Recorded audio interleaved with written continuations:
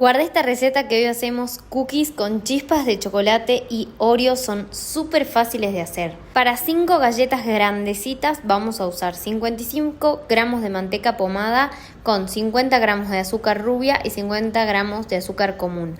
Vas a mezclar todo eso, agregas una yema, 100 gramos de harina, una cucharadita de bicarbonato, 50 gramos de chocolate en chispas o picado, el que quieras. Vas a hacer pelotitas, yo le puse Oreos por encima, una a cada una, la metí al horno y quedaron así.